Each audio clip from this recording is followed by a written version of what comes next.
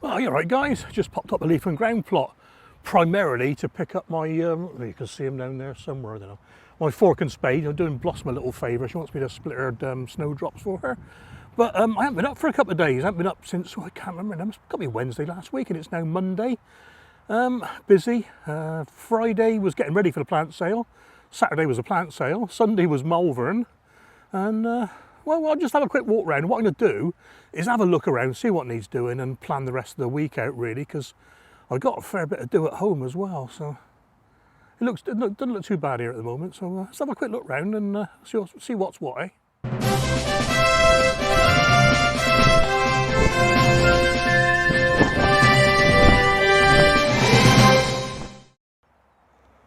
Right, let's have a look.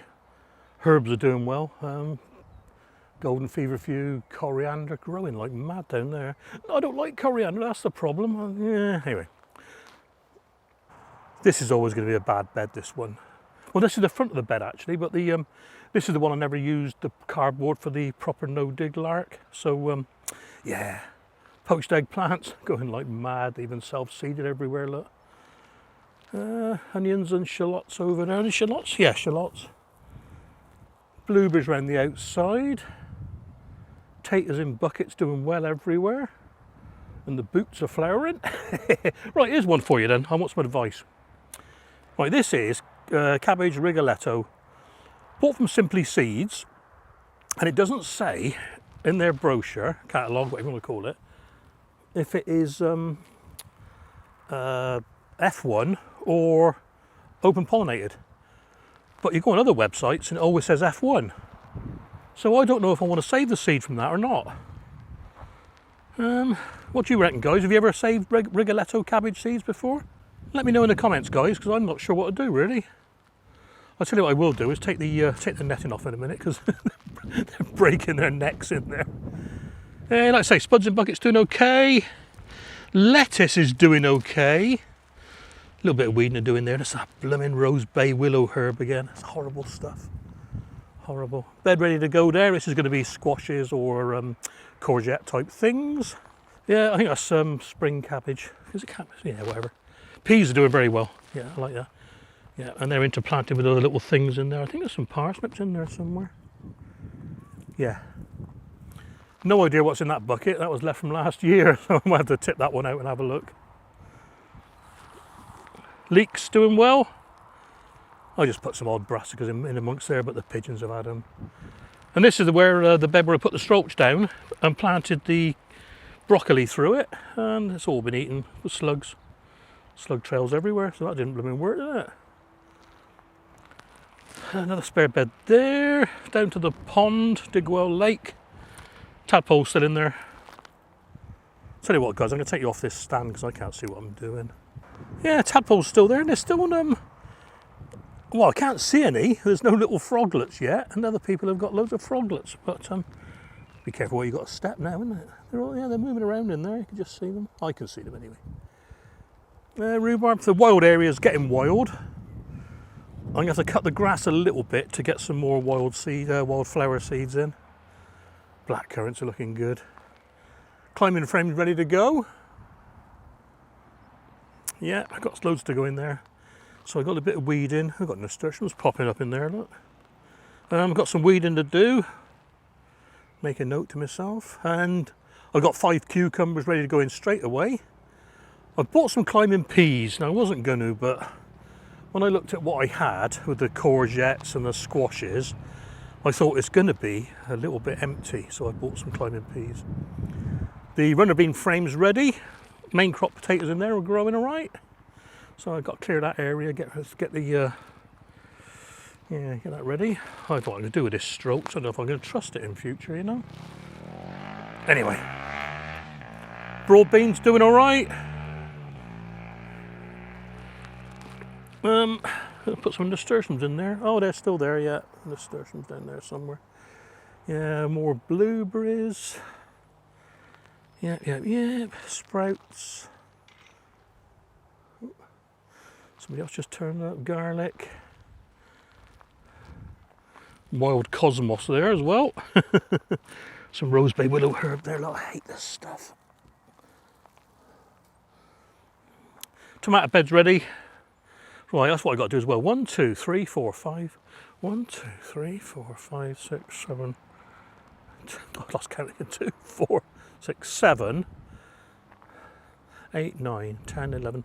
I've got 12 uprights at the moment. I reckon I can get 2 more in there. So I think that's 14 plants. That's what I make a note. 14 plants up here. Got some onions. Yeah. Purple sprout, and I keep saying I'm going to lift it, and I keep taking bits off it. A few alliums, I'm going to water those now, and they'll go in soon. And that's it, guys. It's doing all right, isn't it? Let's go up the hill a bit and have a quick look. There we are then. There it is from the top looking down. Love it. Right, let's put the fork and spade in the car before I forget. Water the alliums and take that net off, and I'm off. Catch you later. Right then, today's task is to sort this mess out here in the front garden behind the veggie pod. I got these 2 Quadgrows, one that way and one that way, you can just see, and I want to put them both parallel like that. I did them like that a while back in a T shape, thinking they'd be more stable. But the trouble is, the wind comes this way, and this one here, no matter what I do, even with triangular braces, the tomatoes tend to blow over. So if I put them both in line like that, I reckon that'll be better. So from this side, you can see what I mean a bit better. Got the blooming cardboard. God, it's blown over. The new fascia boards have got to go in the back garden. That rubbish can go in the skip in the bin now. The composts are nearly all gone. Got to get these plants in for sale. Yeah, that'll be it. I think should be a bit of work there. Still gives me room to access the shed, which needs a new door. God, I made that 1 years ago. And that's buckled in the weather, look. Oh dear, I wouldn't touch that too hard. Yeah, right, let's get on with it then.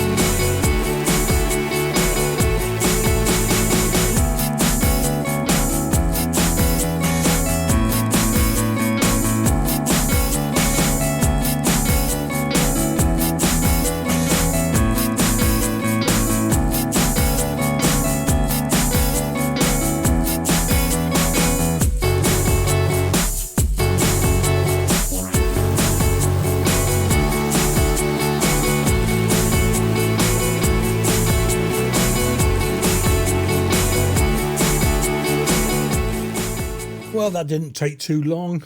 45 minutes, just about. In fact, I was so engrossed with doing this, I totally forgot I had a call from the diabetes nurse, but sorted that out. What did I put in the end? 8 tomatoes in the Quadgrows.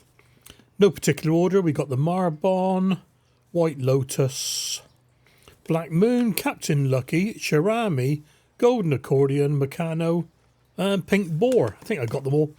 I love these Quadgrows. It's such a pity that Greenhouse Sensations folded. They're a brilliant bit of kit. They started off as just plain Quadgrows, but I bought the cane support kits to go with it. That's the little lids you can see with the grommeted holes on either side. So I'll put canes in there later on. But I drilled the holes so we can get solar panels, solar drip feed in, which was another add-on kit. So I've basically got a Quadgrow with cane support and solar drips. Easy to do. As long as your tomatoes aren't too big, you can poke them through the top just like this. And on the cells, the pots that have been a little bit low, I've topped up with the cocoa coir and clay ball mix. I'll tell you what, I love this system, and I think the front of my house is the ideal place for it. The walls are sort of white, and crikey, look at my red head there, Jesus. The walls are white, and the front of the house is south facing, so ideal. In fact, all of my tomatoes are indoor tomatoes growing outdoors. And as you saw earlier, I got 14 to go up the allotment. I've got them listed, but I'll do that another time. I can't wait to get them up there. I'm fed up with watering these 3-inch pots with tomatoes that size. God, every day. The bush tomatoes are going into pots, so there's about half a dozen of those. With all these varieties this year, I'm hoping to add a couple to my all-time top 10 favourite tomato list. Fingers crossed, eh? Well, I hope you enjoyed this one, guys. Look after yourselves out there, take care, and I will catch you on the next video.